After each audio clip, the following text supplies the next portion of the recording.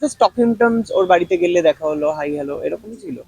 তো ওরকম বন্ধুত্ব আমাদের কখনো তৈরি হয়নি প্রভাবের সাথে। দেখো সোশ্যাল উচিত মিডিয়ার নয় ব্যাপারটা এরকম করা। একটা মেয়ে পাগলের মতো ওর জন্য ভালোবেসে পড়ে আছে, আর একজন কি করছে আমি জানি না। আমি একটাই কথা বলতাম, যেখানে প্রবলেম হচ্ছে সেখানে থাকিস না। আর এটা যদি মনে সবাই হয় যে বলবে, মানে এটা যেখানে আমাদের প্রবলেম, শান্তি মনে আলাদা হয়ে যাওয়া, এটাই আমার মনে হয়। কিন্তু সেটাতে জীবন নিয়ে আমার মনে হয় জীবনের থেকে বড় কিছু হয় না। এত কিছুর পরও তো ও বলছে যদি এখনো যদি প্রভাব কথা বলতে গল্প করে যেত, কিন্তু আমরা তারপরে একসাথে সেদিনকে যে এই পাল সেখানে জেমসে গেছিলাম, ওখান থেকে শো ছিল না, বুঝতেই পারিনি কিছু। আমাকে রাত্রেবেলায় ও মানে অবভিয়াসলি আমি একটাই কথা বলতাম, যেখানে প্রবলেম হচ্ছে সেখানে থাকিস না। আর এটা যদি মনে সবাই হয় যে বলবে, মানে এটা যেখানে আমাদের প্রবলেম সবার কথা। সলভ হওয়ার, তাহলে সেখানে সলভ করে নে। দুটোর যে কোনো একটা তো দেখো করতে হবে। আমরা সবাই এটাই চাই, কেউ তো আর বিয়ে করে ভাঙার জন্য নয়, সবাই একটা পজিটিভিটি নিয়ে ভালোবাসা নিয়ে সংসার করবে এত বলেই বিয়ে করে। ধুমধাম করে সুন্দর বিয়ে একদম, হলো। আমার বলছে ধুমধাম করে হোক সাইলেন্টলি হোক, সবাই বিয়েটা করে একটা নতুন কিছু শুরুর জন্য। এবার আমার কথা হচ্ছে যে তারপরে বিয়েটা ভালো হবে না খারাপ হবে এটা না আমাদের কারুর হাতে নেই, মানে আমরা বিশ্বাস করো বুঝবো না যতক্ষণ ওই চার দেয়ালের তলায় থাকবো কেউ। তো সেটা যখন খারাপ হয় দেখতে থাকে কোনো মানুষ, তাহলে সবাই চেষ্টা করে কি সেটাকে কি করে ঠিক করা যায়, কি করে ঠিক করা যায়। সেই চেষ্টাটার পরেও যখন ঠিক হয় না, তখন আমার মনে হয় কি যে তখন ডিসিশন হচ্ছে তাহলে শান্তি মনে আলাদা হয়ে যাওয়া, এটাই আমার মনে হয়। কিন্তু সেটাতে জীবন নিয়ে আমার মনে হয় জীবনের থেকে বড় কিছু হয় এত না। কিছুর পরও তো ও বলছে যদি এখনো যদি প্রভাব ফোন করে বোধহয় দেবলীনার মধ্যে চলে যাবে। হ্যাঁ, মানে ও ওটাই তো বলছে যে এখনো ফোন করলো না, এখন এলো, মানে এখনো ওর মধ্যে সেই এক্সপেকটেশন জায়গাটা আছে। সেটা তো দুম করে একদিনে ওভারনাইট চেঞ্জ হয়ে যাবে না, সেটাও সম্ভব না। তো আমার কথা হচ্ছে যে সুষ্ঠুভাবে দুটো মানুষ ওরা আলাদা থেকে শান্তিতে থাকে, জীবনের থেকে বড় কিছু হয় না। আর ও তো অনেক স্ট্রাগল করে বড় হয়েছে, আর ও খুব ট্যালেন্টেড, ওর গান যারা শুনেছে তারা জানে, মানে ও ভীষণ ট্যালেন্টেড একটা মেয়ে। আমার মনে হয় যে নিজে কাজ করুক নিজের মতো করে, যেরকম ও কাজ করে, নিজেও সেলফ ডিপেন্ডেন্ট, এত ট্যালেন্টেড। আমার মনে হয় ওর কাজে ফেরাটা সব থেকে আগে দরকার। আর মানে ওর রিকভারিটাই আমরা সবাই চাইছি, তোমরা যেরকম চাইছো আমরাও চাইছি। 2-3 দিন আগেও আমি সায়কের ব্লগে দেখেছি যে মানে তোমার সঙ্গে দেবলীনা কথা বলতে গল্প করে যেত, কিন্তু আমরা তারপরে একসাথে সেদিনকে যে এই পাল সেখানে জেমসে গেছিলাম, ওখান থেকে শো ছিল না, বুঝতেই পারিনি কিছু। আমাকে রাত্রেবেলায় ও খাওয়ার পরে মেসেজ করছে যে আম, আমি কি এতগুলো ওষুধ খেয়েছি, আমি কি বাঁচবো না, এরকম বলে কিন্তু এই জিজ্ঞেস এতগুলো করছে। ওষুধও কিন্তু অনেকদিন ধরে কালেক্ট করেছে। অনেক দিন ধরে, তার মানে আজকে ওর মনে জানলাম মনে আমরা। মনে মনে যে জিনিসটা ছিল, মানে বুঝতে এটা। দেয়নি। হ্যাঁ, আমি ভাবছিলাম যে এতগুলো ওষুধ তো কোনো না, প্রেসক্রিপশন কোনো ওষুধের দোকানই দেবে না, এতগুলো ওষুধ একসাথে দেবে না। তো ও কালেক্ট অনেক করেছে দিন অনেক দিন ধরে ধরে। কালেক্ট করছে, মানে ওর মাথার মধ্যে কোথাও ব্যাক অফ দ্য মাইন্ড ও যাই করছিল হয়তো এটা ওর মাথায় ছিল।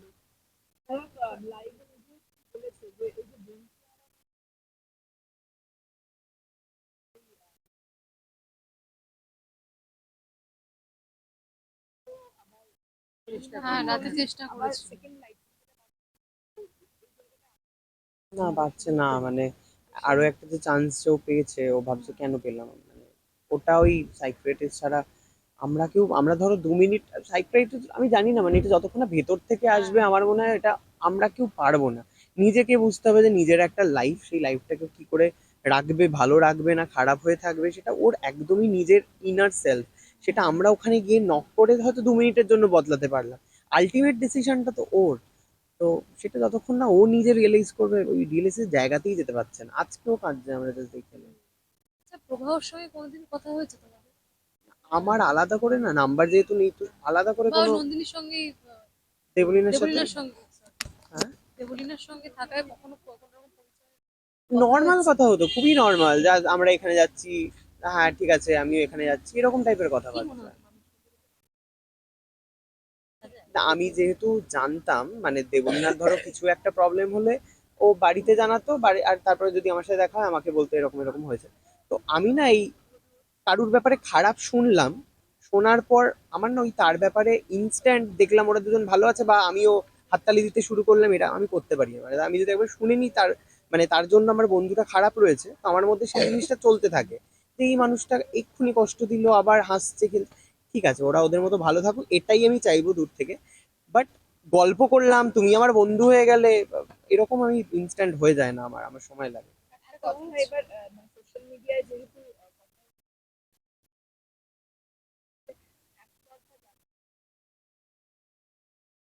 না এই জানি তো, ভেতরটা তো মানে জানি তো, ওই জন্য তো জাজ করার তো কিছু নেই। এটা এটা হওয়ার ছিল বা ছিল না সেটা অনেক পরের কথা। ওরা দুজন ভালো ছিল, মানে দুজন বাদ দাও, দেবলীনা ভালো ছিল না, এটা মেইন কিন্তু ইম্পর্টেন্ট। তোমরা নিশ্চয়ই বুঝিয়েছিলে। বারবার করে। আমি তো বোঝাতামই, বোঝাতাম। যখনই কাঁদতো মানে ইভেন ওকে 6 মাস আগে বেরও করে দিয়েছিল, 6 মাস না, পুজোর আগে প্রায় 2 মাসের জন্য ওকে বোধহয় বের করে দিয়েছিল বাড়ি থেকে। তো তখনও দিদি ঠিদি গিয়ে ব্যাপারটা সলভ করার চেষ্টা করেছে, বলেছে, না মেয়েকে নিয়ে চলে যাও। মেয়েকে নিয়ে ওরা চলে আসে, মাকে তার নিয়ে প্রবলেম। মায়ের সাথে যোগাযোগ রাখা যাবে না।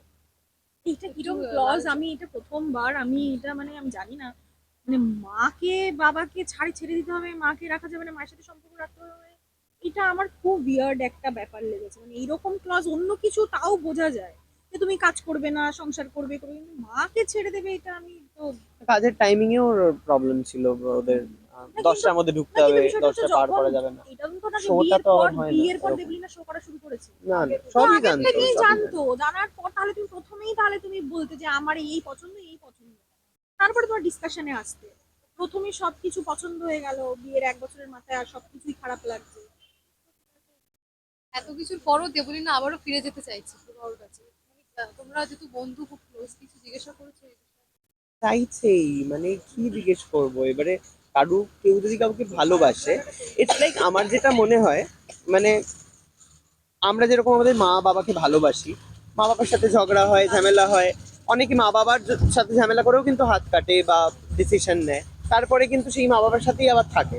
মানে আমার মনে হয় ও সেই রকম লেভেলের হয়তো ভালোবেসেছে প্রবাহকে, যে আর কোনো অপশন নেই, বুঝলি, আমারও তাই মনে হয় এখন এটা।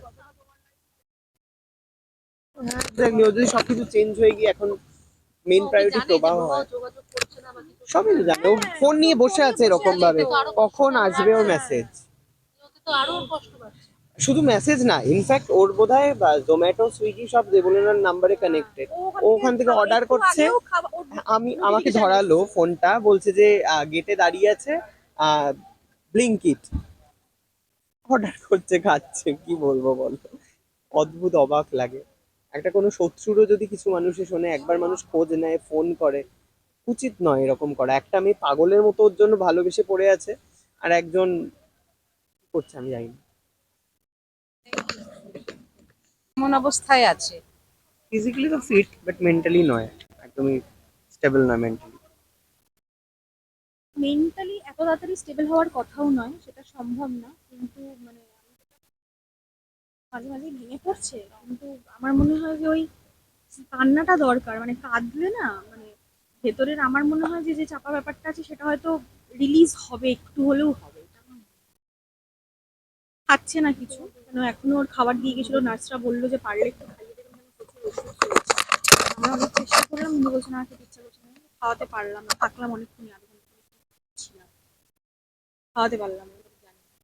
শ্বশুরবাড়ির তরফ থেকে একবারও যোগাযোগ করা হয়নি, মানে করেনি এখনো অব্দি। তোমরা কোনো রকম কিছু চেষ্টা করেছিলে বন্ধুদের? নাম্বার নেই তো আমার কাছে। আমি প্রভাবের সাথে সেই সেই রকম জাস্ট টকিং টার্মস, ওর বাড়িতে গেলে দেখা হলো, হাই হ্যালো, এরকমই ছিল। তো ওরকম বন্ধুত্ব আমাদের কখনো তৈরি হয়নি প্রভাবের সাথে। দেখো সোশ্যাল মিডিয়ার ব্যাপারটা না এত বেশি হয়ে গেছে, ছড়িয়ে গেছে, আমার মনে হয় যে ওরা জানে না সেটা তো হতে পারে না, জানে তো অবশ্যই, বটেই জানে। ওরা তো এবার ডেফিনেটলি জানে। যখন যোগাযোগ করছে না, তার মানে বুঝতে হবে যে ইন্টেনশনালি হয়তো করতে চাইছে না বলেই করছে না, মানে জানে না বলে করছে না, সেটা মনে হয়। আমার মা কলও করেছিল, কল রিসিভ করেনি। তো ওর সাথে তো তোমরা খুব বন্ধু ভালো হিসেবে কখনো বন্ধু। আন্দাজ করতে হ্যাঁ, পেরেছিলে যে সেটাই। ভেতরে হ্যাঁ, এবার এতখানি প্রভার সঙ্গে আন্ডারকারেন্ট কোনোদিনও কোনো চলছে? কথা হয়েছিল? মানে এরকম এই মনে আন্ডারকারেন্ট হয়েছিল। চলছে কি সেটা বুঝতে পেরেছিলে?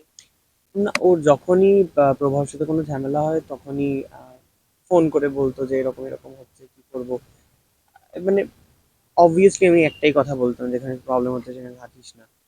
আর যদি এটা মনে সবাই হয় যে বলবে, মানে এটা যেখানে আমাদের প্রবলেম সবার কথা। সলভ হওয়ার, তাহলে সেখানে সলভ করে নে, দুটোর যে কোনো একটা তো দেখো করতে হবে। আমরা সবাই এটাই চাই, কেউ তো আর বিয়ে করে ভাঙার জন্য নয়, সবাই একটা পজিটিভিটি নিয়ে ভালোবাসা নিয়ে সংসার করবে এত বলেই বিয়ে করে। ধুমধাম করে সুন্দর বিয়ে একদম, হলো। আমার বলছে ধুমধাম করে হোক, সাইলেন্টলি হোক, সবাই বিয়েটা করে একটা নতুন কিছু শুরুর জন্য। এবার আমার কথা হচ্ছে যে তারপরে বিয়েটা ভালো হবে না খারাপ হবে এটা না আমাদের কারুর হাতে নেই, মানে আমরা বিশ্বাস করো বুঝবো না যতক্ষণ ওই চার দেয়ালের তলায় থাকবো কেউ। তো সেটা যখন খারাপ হয় দেখতে থাকে কোনো মানুষ, তাহলে সবাই চেষ্টা করে কি সেটাকে কি করে ঠিক করা যায়, কি করে ঠিক করা যায়। সেই চেষ্টাটার পরেও যখন ঠিক হয় না, তখন আমার মনে হয় কি যে তখন ডিসিশন হচ্ছে তাহলে শান্তি মনে আলাদা হয়ে যাওয়া, এটাই আমার মনে হয়। কিন্তু সেটাতে জীবন নিয়ে আমার মনে হয় জীবনের থেকে বড় কিছু হয় এত না। কিছুর পরও তো ও বলছে যদি এখনো যদি প্রভাব ফোন করে বোধহয় দেবলীনার মধ্যে চলে যাবে। হ্যাঁ মানে ও ওটাই তো বলছে যে এখনো ফোন করলো না, এখন এলো, মানে এখনো ওর মধ্যে সেই এক্সপেকটেশন জায়গাটা আছে, সেটা তো দুম করে একদিনে ওভারনাইট চেঞ্জ হয়ে যাবে না, সেটাও সম্ভব না। তো আমার কথা হচ্ছে যে সুষ্ঠুভাবে দুটো মানুষ বাবা আলাদা থেকে শান্তিতে থাকে, জীবনের থেকে বড় কিছু হয় না। আর ও তো অনেক স্ট্রাগল করে বড় হয়েছে, আর ও খুব ট্যালেন্টেড, ওর গান যারা শুনেছে তারা জানে, মানে ও ভীষণ ট্যালেন্টেড একটা মেয়ে। আমার মনে হয় যে নিজে কাজ করুক নিজের মতো করে, যেরকম ও কাজ করে, নিজেও সেলফ ডিপেন্ডেন্ট, এত ট্যালেন্টেড। আমার মনে হয় ওর কাজে ফেরাটা সব থেকে আগে দরকার।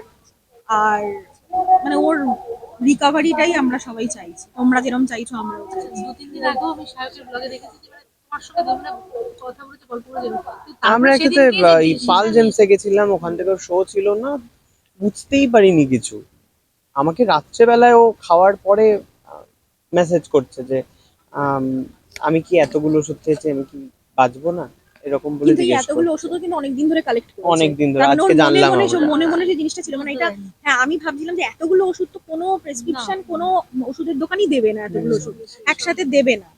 তো ও Collect অনেক করেছে দিন অনেকদিন ধরে ধরে। কালেক্ট করছে, মানে ওর মাথার মধ্যে কোথাও ব্যাক অফ দ্য মাইন্ড ও যাই করছিল হয়তো এটা ওর মাথায় ছিল।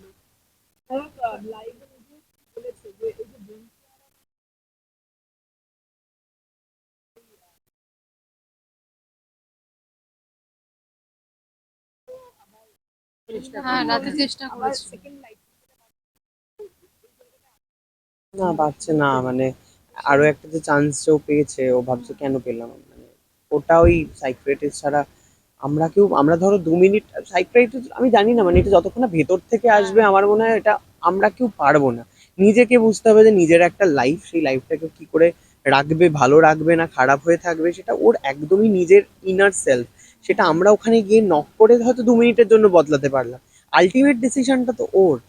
তো সেটা যতক্ষণ না ও নিজে রিয়েলাইজ করবে, ওই রিয়েলাইজের জায়গাতেই যেতে পারছে না। আজকেও কাঁদছে, আমরা জাস্ট দেখে এলাম। আচ্ছা, প্রভাবর সঙ্গে কোনোদিন কথা হয়েছে তোমার? আমার আলাদা করে না, নাম্বার যেহেতু নেই, তো আলাদা করে বা কোনো। নন্দিনীর সঙ্গে, দেবলিনার সাথে। দেবলিনার সঙ্গে, হ্যাঁ, দেবলিনার সঙ্গে থাকায় কখনো কোনো রকম পরিচয় নর্মাল হয়েছে? কথা হতো, খুবই নর্মাল, যা আমরা এখানে যাচ্ছি, হ্যাঁ ঠিক আছে আমিও এখানে যাচ্ছি, এরকম টাইপের কি মনে কথাবার্তা। হয় না, আমি যেহেতু জানতাম, মানে দেবলীনার ধরো কিছু একটা প্রবলেম হলে ও বাড়িতে জানাতো, বাড়ি আর তারপরে যদি আমার সাথে দেখা হয় আমাকে বলতো এরকম এরকম হয়েছে। তো আমি না এই কারুর ব্যাপারে খারাপ শুনলাম, শোনার পর আমার না ওই তার ব্যাপারে ইনস্ট্যান্ট দেখলাম ওরা দুজন ভালো আছে বা আমিও হাততালি দিতে শুরু করলাম, এটা আমি করতে পারি না। মানে আমি যদি একবার শুনিনি তার, মানে তার জন্য আমার বন্ধুটা খারাপ রয়েছে, তো আমার মধ্যে সেই জিনিসটা চলতে থাকে যে এই মানুষটা এক্ষুনি কষ্ট দিল আবার হাসছে, কিন্তু ঠিক আছে ওরা ওদের মতো ভালো থাকুক, এটাই আমি চাইবো দূর থেকে। বাট গল্প করলাম, তুমি আমার বন্ধু হয়ে গেলে, এরকম আমি ইনস্ট্যান্ট হয়ে যায় না, আমার আমার সময় লাগে। এবার সোশ্যাল মিডিয়ায় যেহেতু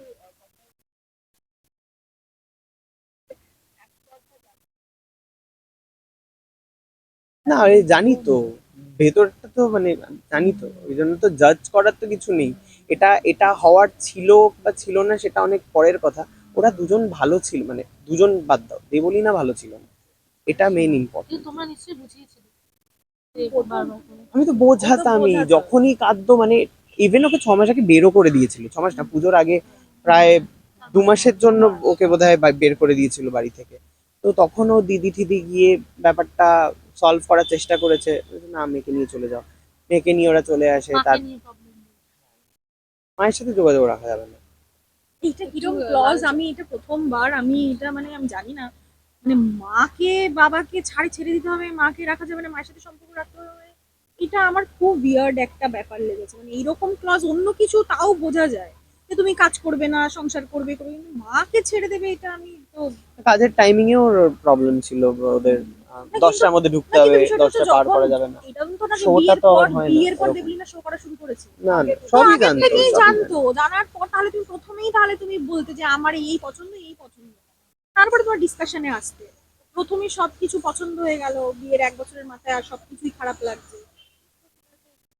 এত কিছুর পরও দেবলীনা আবারও ফিরে যেতে চাইছে প্রভাবর কাছে। মানে তোমরা যেহেতু বন্ধু, খুব ক্লোজ, কিছু জিজ্ঞাসা করেছো এই বিষয়ে?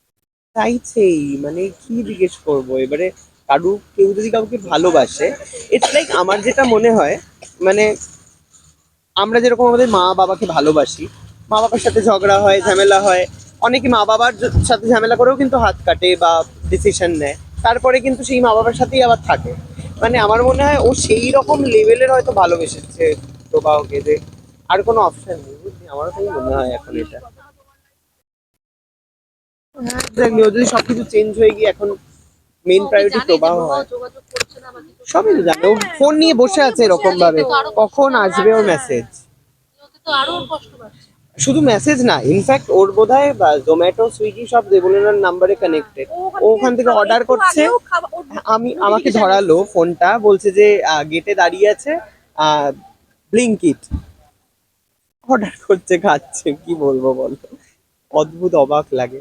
একটা কোনো শত্রুরও যদি কিছু মানুষে শোনে, একবার মানুষ খোঁজ নেয়, ফোন করে, উচিত নয় এরকম করা। একটা মেয়ে পাগলের মতো ওর জন্য ভালোবেসে পড়ে আছে, আর একজন কি করছে আমি জানি না।